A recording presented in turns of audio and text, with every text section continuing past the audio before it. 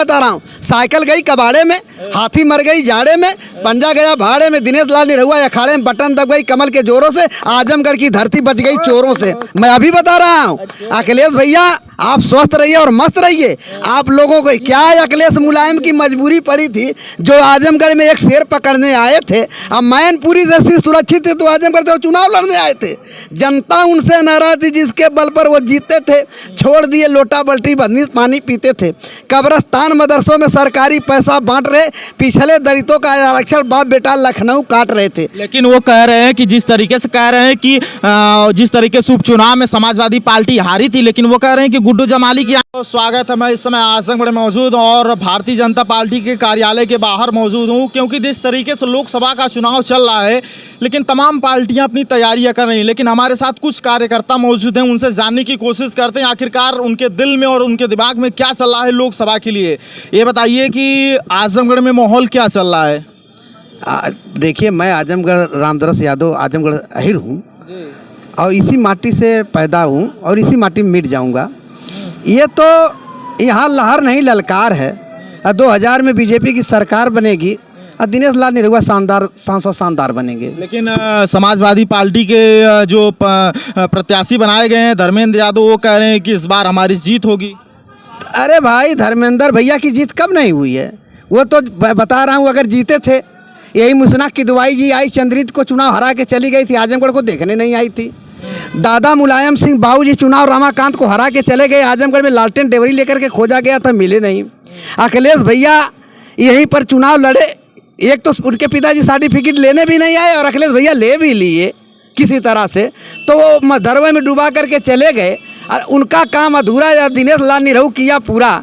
जब ये लोग मधरवे में डुबाने के लिए आ रहे हैं तो चुनाव क्यों लड़ने आ रहे हैं? हम लोगों को उधार वाला नहीं चाहिए, हमको नगद चाहिए। हमको पूर्वांचल का बेटा और आजमगढ़ का नेता मिल गया कि आज ये लोग केवल आए सर्टिफिकेट लेकर के आजमगढ़ को देखने नहीं, और 15 महीना में 1500 काम किया है और काम किया, काम करेंगे, झूठे वादे नहीं करेंगे। अच्छा, क्या कह रहे थे आप?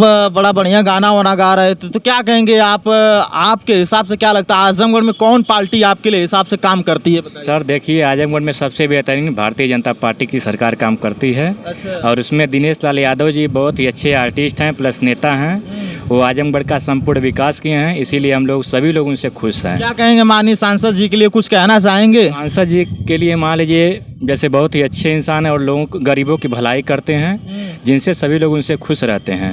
और हम मोदी जी, योगी जी, कई कलाकारों का आवाज़ भी निकालते हैं। निकालिए, थोड़ा आवाज़ निकाल के जी दिखाइए। ठीक। मित्रों, मेरे प्यारे भाइयों बहनों, आपकी बार 400 पार। भाइयों बहनों, जब से भारतीय जनता पार्टी की सरकार बनी है, तब से विपक्षियों का नींद उड़ गया। भाइयों बहनों, मैं आपसे पूछना चाह रहा हूँ, क्या सांसद जी जीतेंगे कि नहीं जीतेंगे?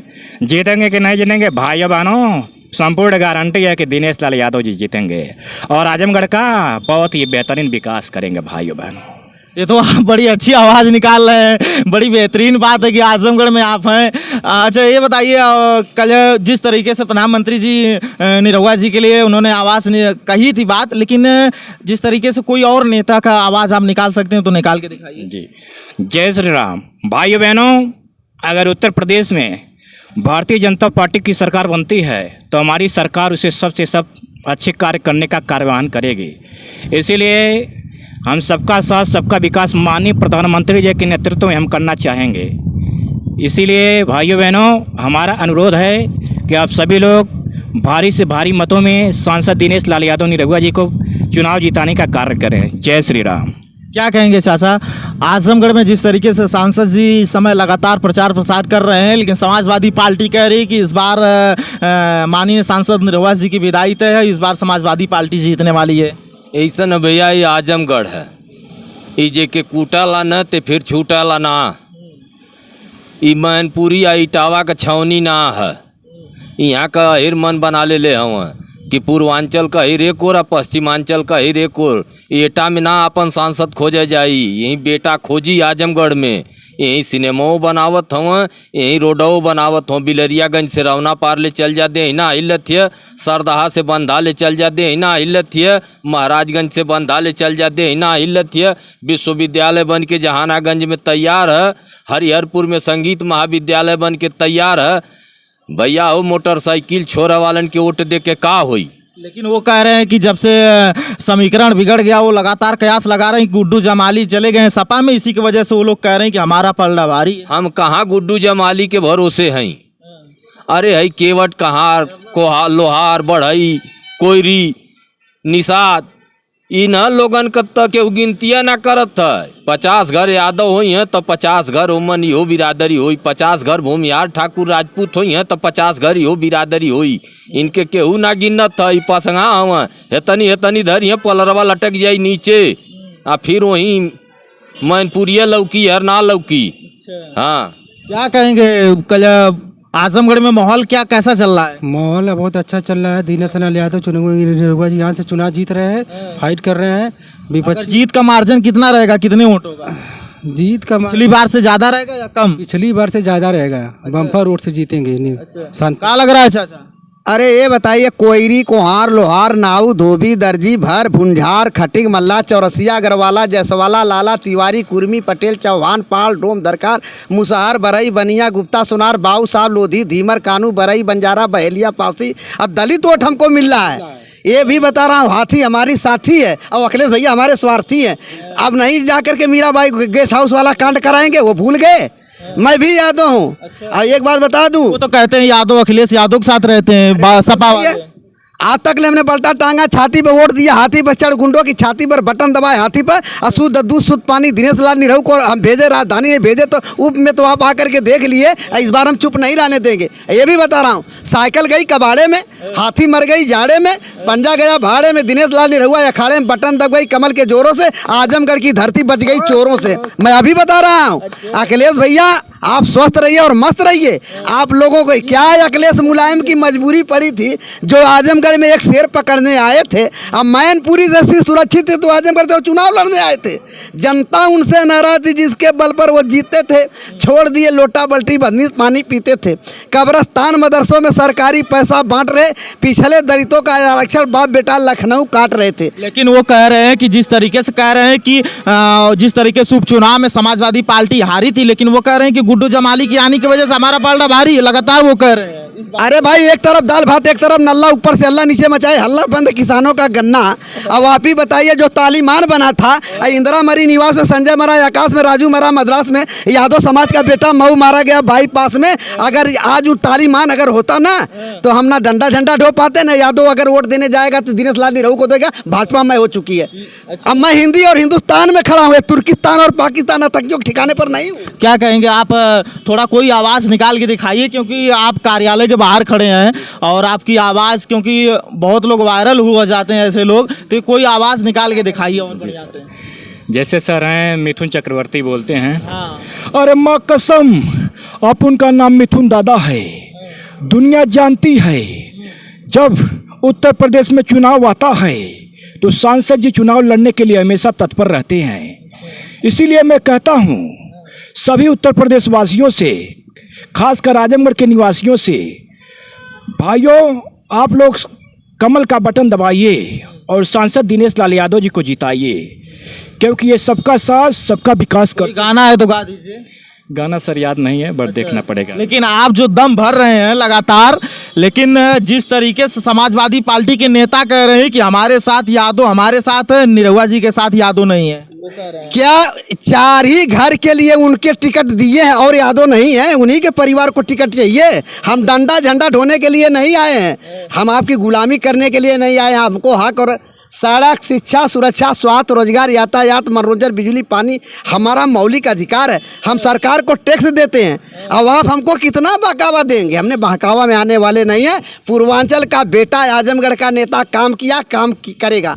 इसलिए हमको हाथ मिला करके देखो, जुग जुग तक साथ निभाया जाएगा।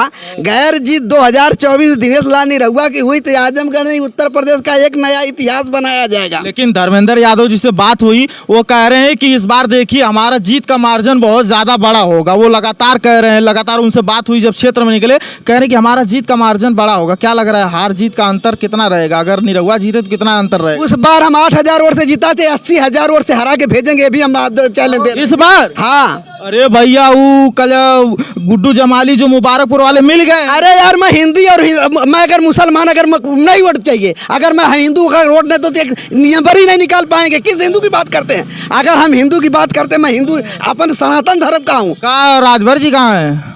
मिल के आए हैं उनसे? जी कल गए थे। अच्छा गए थे जी। क्या लग रहा है राजभर जी के बेटे लड़ रहे हैं वहां से? चुनाव जीतेंगे पक्का वहाँ से। लीजिए, वहाँ सपा समाजवादी पार्टी कह रही है कि इस बार मऊ में जिस तरीके से घोषे उपचुनाव में हराए थे उसी तरह फिर हरा देंगे उनके बेटे को। ऐसे कैसे हरा देंगे? बोलने से थोड़ी हो जाएगा। अच्छा जी।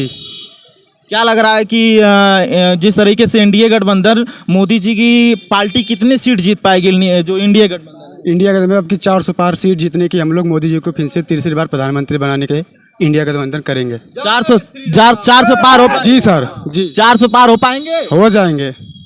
लेकिन देखिए कहीं गड़बड़ा ना जाए। कैसे गड़बड़ाएंगे? जिंदाबाद जिंदाबाद। ये बताइए, लेकिन आपको उम्मीद है ओम प्रकाश राजभर जी के बेटे अगर जीत जाते हैं तो किन मुद्दों को लेकर वो प्रचार कर रहे हैं? ये बताइए। आप वो विकास किए या किए हैं, कुछ बताएं। तो अभी तो बार सभी सांसद वहाँ से हुए नहीं, अब की बार होंगे तब ने विकास होगा वहाँ का। तो क्या लग रहा है बीजेपी के जिसे कार्यकाल में विकास हो रहा है कि नहीं? हो रहा है, क्यों नहीं हो रहा है? राशन मिल रहा है कि नहीं? जी मिल रहा है। लेकिन कुछ नेता कहते हैं कि 5 किलो राशन से कुछ नहीं होने वाला है। क्यों नहीं होने वाला है? हाँ। अच्छा, क्या लग रहा भाई साहब, क्या माहौल चल रहा है आजम? भैया रामदास से पूछिए।